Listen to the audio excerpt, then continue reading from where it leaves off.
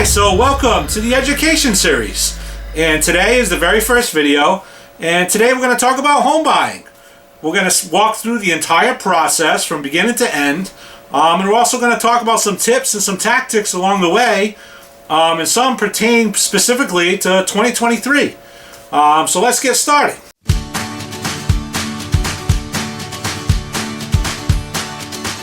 First off, I should probably introduce myself. Those of you that are new to the channel, welcome. Welcome to my channel. My name's Paul Graham. I'm a real estate agent. I live in Massachusetts. I live on the Rhode Island border. I'm licensed in both of those states. I also have a license in Florida. And, just welcome. Welcome to my channel. And I hope you enjoyed the series. Step number one. You want to meet with a real estate professional. You're talking thousands of dollars, hundreds of thousands of dollars. And, you definitely want a professional that's going to be there and help guide you, through this whole process, step by step. And that's something that you really want to look for, when you're trying to decide which real estate agent to work with. You want somebody that you feel comfortable with, and then somebody that's going to ask you a lot of questions. They want to find out exactly, what you're looking for, and that their goal is going to be based on trying to find you, the things that are important to you. And also, you want your agent to be somebody that you can communicate with regularly, somebody that's going to respond to you in a timely manner, just somebody that you just feel is just easy to work with. So those are some very important attributes that you want to look for, when you're trying to decide which real estate agent, which realtor that you want to work with.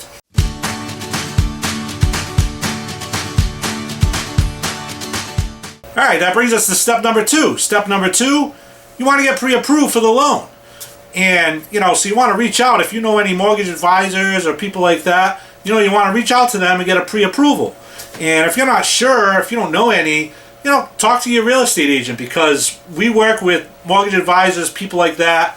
We can recommend one to you. And don't feel like if we recommend you, there's some kind of like kickback or fee, and that's why we're sending you to this person. No, it's not like that. It's actually illegal.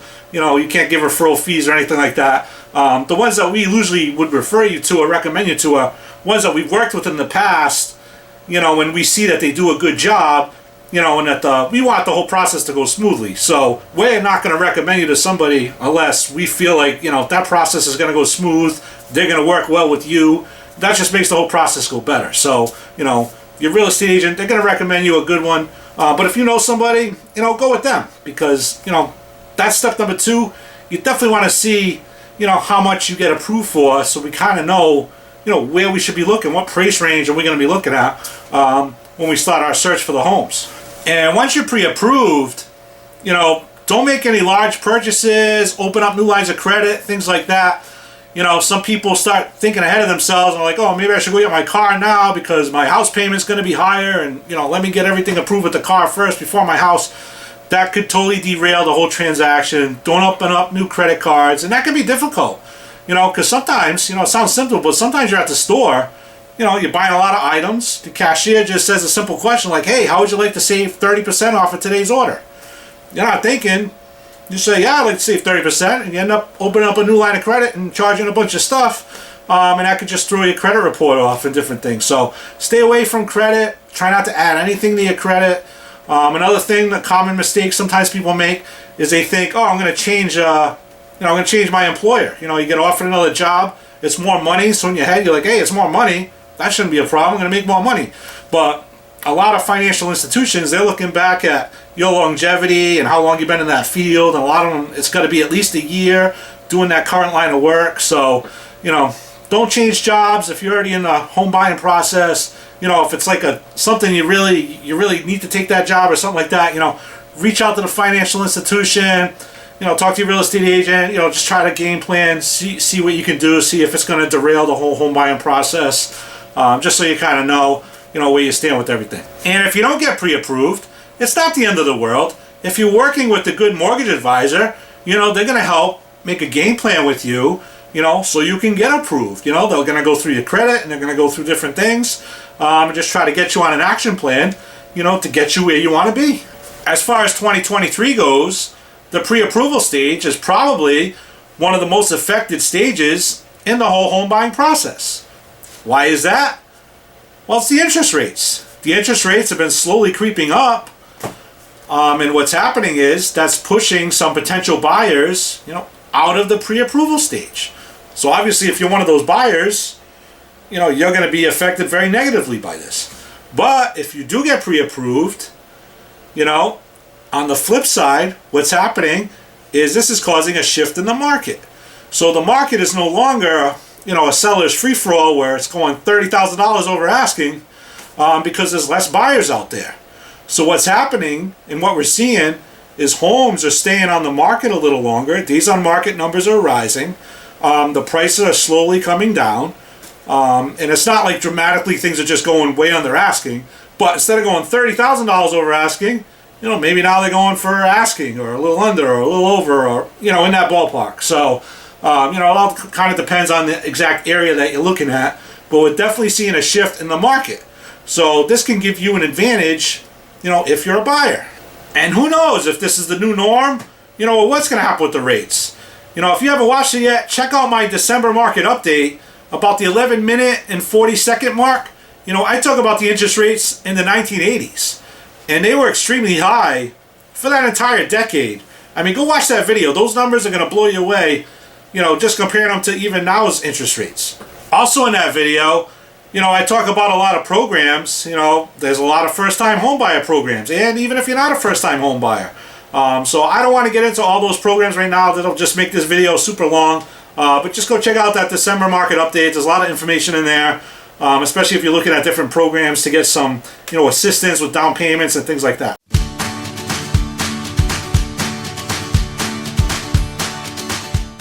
And that brings us to step number 3, search for homes. And this is where the fun begins. It's also, where the real estate professional can show you their value. Because after speaking with them, and going over the different amenities and features that you're looking for in your home, they can set you up to receive automatic search results, directly from the MLS, which I get into the MLS in other videos, but it's pretty much just a multiple listing service is what it stands for. And every state has their own. A lot of states have multiples within their state, and you have to be a licensed agent to have access, to that MLS. And, the MLS is just a database, that other agents, it's where they list the homes and the properties when they, go for sale. So it's going to be instantaneous. As soon as you list it in there, other agents are going to be able to view it. As soon as anything changes, whether it goes, pending, they put an open house up, anything like that changes, it's going to instantly go into the system. So if you're receiving like automatic updates and you're going to get up-to-date information, it's going to be the most relevant information. It's going to be better than, Realtor.com or Zillow or things like that. So if you're working with an agent, that's going to give you the best access, especially if you're going up against a buyer that doesn't have an agent and isn't getting that up-to-date information.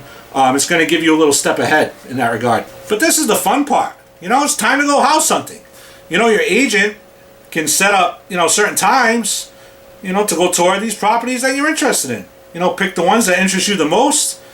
Go see what they look like on the inside. Go see in person, what they physically look like. And also I advise, on top of doing the tour with the agent of the interior of the property, on your own time, take a drive through the neighborhood, and do it at different times of the day. So you want to drive through at nighttime, get a feel for what's the area like at night. Drive through in the morning, what's going on? Are people at work? Are people hanging out? What's kind of going on in the neighborhood? Also, kind of get a feel for the traffic. What's the traffic like in your area? What's it like to go to, the store you're going to most likely do your grocery shopping at? Also, how far is it to get to the highway? What's your commute to work going to be like? These are all things you want to think about if this is a home, that you're very interested in, that you really want to put an offer in. It could be your new home. Another thing you want to think about is the different seasons.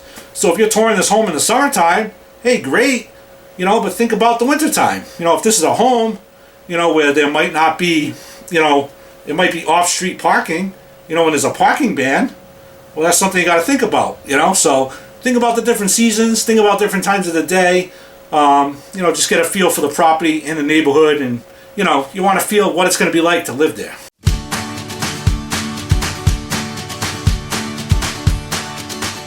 Now that brings us to step number 4, the offer. So now that you found the home, that seems to be the one, now it's time to put the offer in. And let's start with the earnest money deposit. Now, the earnest money deposit that you're going to put down with the offer, that's going to show the seller, how interested you are. So if you put down $500, but another buyer puts down $5,000, well, it's going to show that that buyer is willing, to go a little bit further than you might be willing to do. So these are things you want to think about, when you put the offer in. And if you complete the process, you're going to get that deposit back at closing. It's going to be a credit to you at the closing. But what happens if you don't complete the purchase of the home? Do you just lose that money? Well, that depends. Let's talk about contingencies. One of the major contingencies is the home inspection. So the home inspection contingency, is going to allow for a home inspector, to come into the home and see what they find. And if they find something majorly wrong with the home, like mold or different things, it can allow you the opportunity, to back out of the deal based on the inspection. Then there's the appraisal contingency. The lender's going to want the home, to be valued at, about what you're paying for the home. So that's going to be a big deal, to the lender. Then there's the appraisal gap contingency, which is kind of like how it sounds. The gap between the appraisal amount and the agreed upon amount, it's going to allow for the buyer to finance, that gap. Then probably one of the biggest contingency, is the loan or the financing contingency. And pretty much what that's saying, is the buyer is going to have X amount of days, 30 to 60 days, to secure financing for the home. And so if something goes wrong with underwriting and different things, it's going to cover the buyer to be able to back out of that deal, because they just couldn't obtain the financing. So you definitely, unless you're paying cash, that's a contingency. You definitely want to make sure you have that in there, because so many things can go wrong, and you don't want to be, liable to purchase this home, and open up a whole new can of worms with that. Then there's a title contingency. And all that is just saying the home needs to have a free and clear title, and if it doesn't, down the line they find that out, that you're able to get out of the deal. But most of the times, the financial or the loan contingency, it's going to cover that, because, the financial institution, they're not going to approve a loan, if the title's not clear. And then there's the home sale contingency. And all that is that's just saying, like, if you're the buyer and you have to sell your home and finish that home, you're in the middle of selling your home, that you need that process to finish, so that you can get the financing for this home. And obviously that's common. People usually have to sell a home to buy a home. But one thing you want to think about with that is when you're putting your offer in, to the seller, if they get your offer, with the home contingency sale versus somebody that doesn't have that, they're probably going to choose that other offer just because, they know that that could be a smoother process. Because with you, if something falls through with that other financing of you selling your home, then that's going to hold back them selling their home to you, and that just opens up a can of worms they might not want to deal with. So contingencies are tricky, because obviously the less contingencies you put in the offer, the seller, your offer is going to look more appealing to the seller.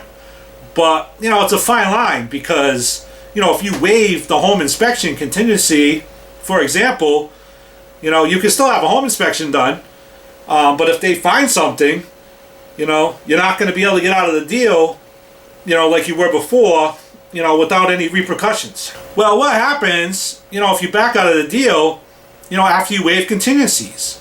For example, let's say you waived your home inspection contingency, then you found something, or a home inspector you hired found something, and now you're saying, hey, you know what? I don't want to buy this house. I want out. Well, what happens now? Well, legally, you can't back out of the transaction because you waived the home inspection contingency. So you have no legal grounds to back out of the contract. So, what's going to happen? Well, a couple of things are going to happen. One, most likely you're going to lose the earnest money deposit that you put in, with the offer. And also, if the seller really wanted to push it, you could get sued for specific performance, or monetary damages. And specific performance, what that is a judge can rule that you need to complete, what you said you were going to complete. You need to complete the contract. It was a legal binding document. You signed it. You got to complete the process now. The sellers and their attorneys could argue that because they had a contract with you, that the seller's home is no longer active on the market, so they could no longer accept offers for that home, so they could have missed opportunities for other potential buyers, to purchase the home. They can also claim other monetary losses during that time period. Also, what if the market took a dramatic shift, during this time frame? That can happen also. So that's where it becomes real important to be working with the real estate professional, because they can help guide you as to, which contingencies you should include, and maybe which contingencies you could waive. And each transaction is completely different. There's not just a blueprint across the board. Each one is unique and could have a different set of circumstances with it. And one last thing about the offer stage is this is where the date's going to be selected to sign the purchase and sales agreement. And typically the purchase and sales agreement will be signed, if there's a home inspection contingency, it'll usually be signed, after that.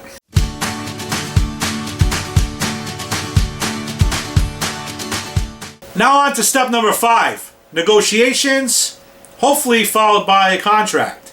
So let's just backtrack a little here. I know we were just talking a lot about contingencies, but that's all part of the offer stage. So you've gone through all that, you submitted your offer, you found your home, here it is. Now what's the seller going to do? Is the seller going to accept the offer or not accept the offer? So if the seller accepts the offer, all they're going to do is they're going to sign it, they submit it back to you, and now boom, you have a legal binding document. Now what happens if the seller rejects your offer or counter offers?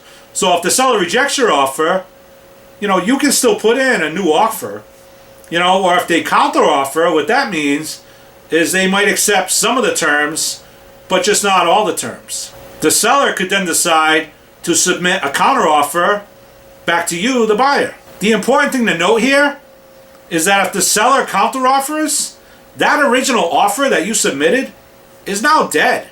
It's no longer a valid offer. So for example, let's say the seller receives your offer and they're reading it over and they say, oh, I agree with the monetary value that you're offering, but I don't like this appraisal contingency, I don't like that. So, I'm going to counter offer. I'm going to send the same exact offer back to you, but I'm going to leave out the appraisal contingency. So now you receive their counter offer, and you could accept that offer and say, you know what, I like this house, I don't really need that appraisal contingency, I'm going to do the deal. Or, part of negotiations too, is you can look at that counter offer and you could say, oh, you know what, I've had some time to think about it, we've been going back and forth, I'm okay with no appraisal contingency, but I don't think the house is worth $300,000 anymore. I've had a little time to think about it. I think now it's only worth, to me, $295,000. So now you submit the counter offer back to the seller, and you put $295,000 with no appraisal contingency. Now remember, once you counter offer, all the previous offer is now dead. It's not valid. So the seller could get your offer and be like, whoa, I like the $300,000. Okay, I don't care that much about the appraisal contingency. All right, let me send it back. I like the $300,000. I'll forget about the appraisal contingency too. Now they send it back to you, counter offer to you. But remember, it's dead now. It's a new deal. So you could get that back and say, nah, I'm still at $295. So, that's just part of the negotiations. Just something to think about. So you could walk away from the deal. You could play hardball now. Say, no, now it's $295. All depends how you want to play it. You're not obligated to, any other offer except the most recent offer. So that's part of the fun process called negotiations. The key takeaway, just remember, when you submit a counter offer, you may never get that original offer back again. Other things to look at, to help with negotiations, one key statistic is days on market. So if the days on market for the home that you're looking at, is above average number of days on market, that could be an opportunity, for you to negotiate a little bit better, because the seller might be getting anxious, trying to sell their property. Now that negotiations are done and the buyer and seller have agreed to terms, now it's time for the purchase and sales agreement. So what typically happens here is the buyer is going to have to bring another deposit You know, typically 3 to 5% of the purchase price, but it can vary, you know, depending on each transaction. You know, and you're going to subtract, you know, the buyer will subtract because they already put in a deposit to bind the offer when they submitted the offer. So you can subtract that amount to see, you know, what the buyer is going to have to bring to the purchase and sales agreement, you know, to bind the contract. And on this purchase and sales agreement, that's where the closing date is going to get established. So, you know, the parties are going to agree on a closing date, typically 30 to 45, 60 days later, you know, a time that's convenient for everybody. That will be the closing date. And things you want to think about when you plan it out, and hopefully you negotiated this ahead of time, but like, is the seller going to have to stay in the house? You know, when is possession going to take place? That's a big thing you want to have figured out, you know, for the purchase and sales agreement. You know, because if the seller needs to sell their home, you know, and that was all agreed upon by the buyer, that you're going to give extra time, you know, when is the buyer actually going to take possession? And then if the seller is going to stay there past the closing date, you know, is the seller, you know, going to pay any rent to the buyer for staying there? You know, and it should be a set amount of days that they're going to stay there.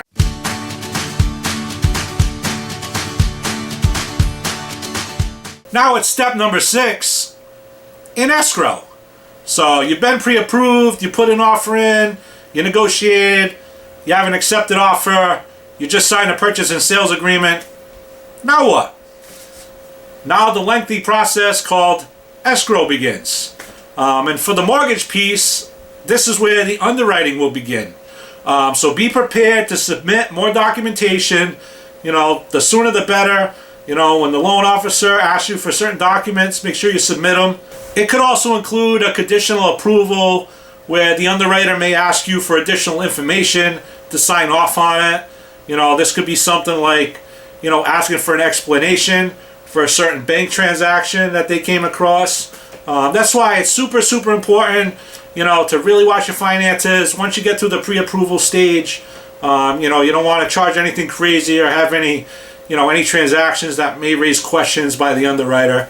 You know, you want it to go as smooth as possible, because something like that could just kill the whole transaction. You could have done all this and you get to this stage and now you hit a dead end. So, you know, just something to keep in mind. You know, another thing that could happen with the underwriting is it could just go smoothly and they don't ask you any questions and you don't need to submit these documents. But, you know, just be prepared that when they ask, try to get all the information to them in a timely manner. You know, another big thing that happens during escrow, you know, is the contingency removals. So the contingencies that we talked about earlier, those are all, when you sign the contract, they're going to have certain dates that those contingencies, you know, have to be met by. So they don't just fall off. So let's say you have the home inspection done, or whatever, the appraisal done, and, you know, you had it done by the due date, you know, but you just didn't do anything about it. Well, it's not just going to fall off automatically. You have to fill out the form, you know, to have the contingency removed. All contingencies have to be removed, you know, for the process to move further and move out of escrow. So you need to make sure you have all that documentation, everything filled out, disclosures, all the documentation that comes with escrow. You want to make sure you fill all that stuff out. Also, if you requested, you know, as a buyer for repairs and, you know, during negotiations and, you know, it was approved by the seller, they were going to do those repairs, you know, this is the time, you know, that the seller, they have to get all those repairs done also. Then also, you know, as it gets close to closing, you know, typically the day before the day of closing, the buyer will, you know, have a final walkthrough of the property. And this is where you just want to make sure that the property is in, you know, the same condition, you know, that you agreed upon to purchase the property in. You want to make sure there was no damage done or anything like that. Certain things were repaired that were supposed to be repaired that you agreed on. You know, were you supposed to get the appliances? Maybe you agreed, hey, I'm going to get to take the washer and dryer. Make sure that stuff's still, you know, in the property. You know, things like that for the final walkthrough.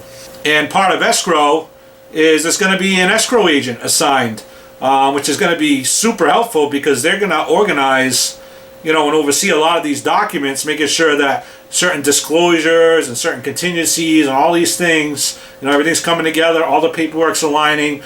So that's way when it gets to closing day, you know, that all the documents are received. And sometimes, you know, the escrow agent will work for the title company. Sometimes they don't.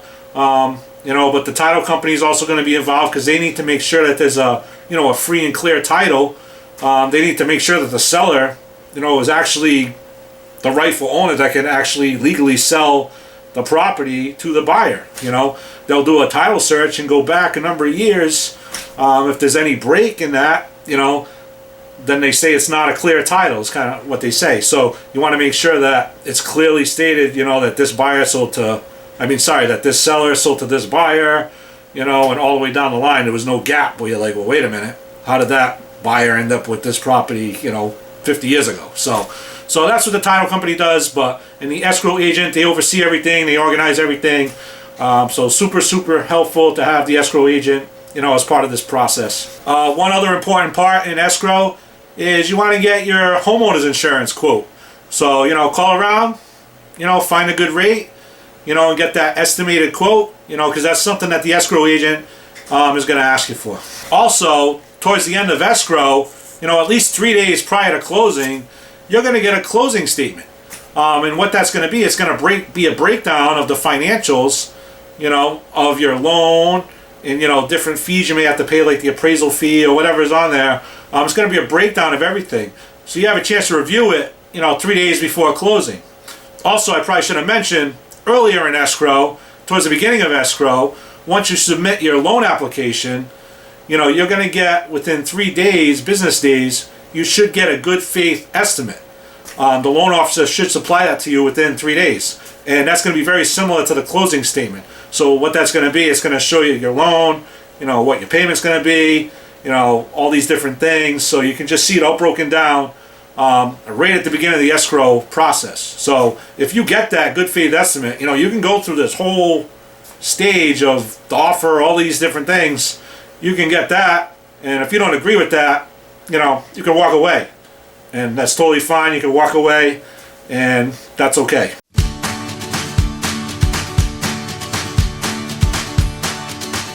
And now the final step, closing and possession. So here we go. We did the whole process. We got through escrow. We hit our closing date. So what do you expect on closing date? What's going to happen? So first off, expect to spend probably 2 hours because there's going to be a lot of signing going on, a lot of reviewing of documents. So plan on 2 hours. So what do you need to bring with you to closing? So number one, you're definitely going to need a government official photo ID because the closing agent is going to need to verify, that you are who you say you are when you start signing all these documents.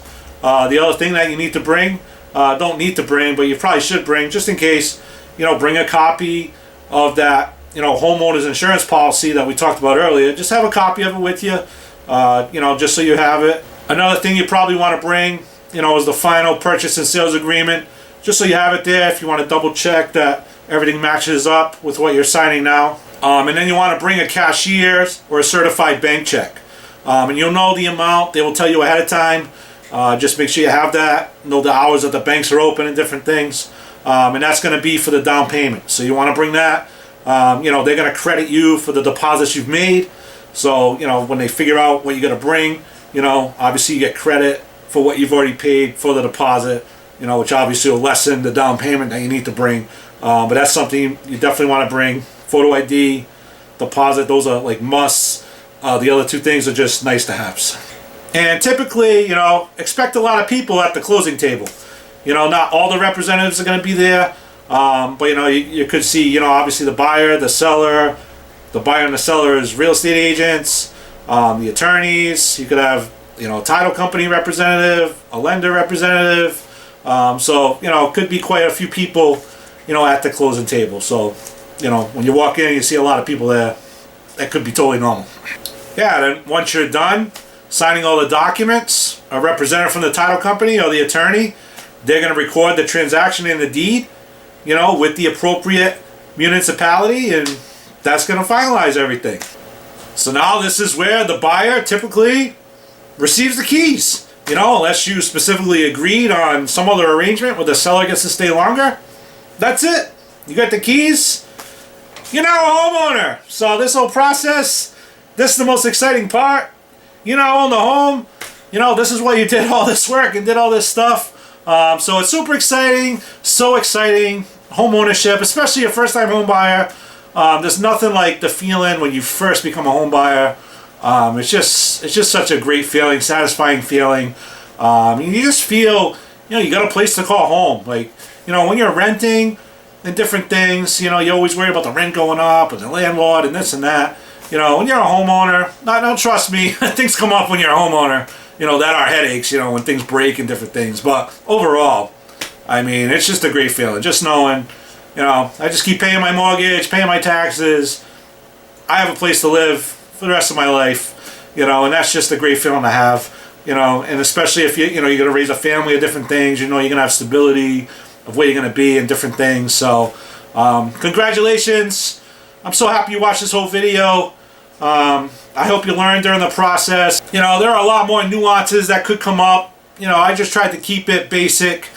I could make this video, gosh, I don't know how many hours long if I really wanted to, because there's a lot of things that could come up in the home buying, the whole process. So I tried to keep it somewhat basic, just so you kind of follow along and not have to watch, 17 hours of a video. So thank you so much for watching. I really appreciate it. I appreciate you taking the time.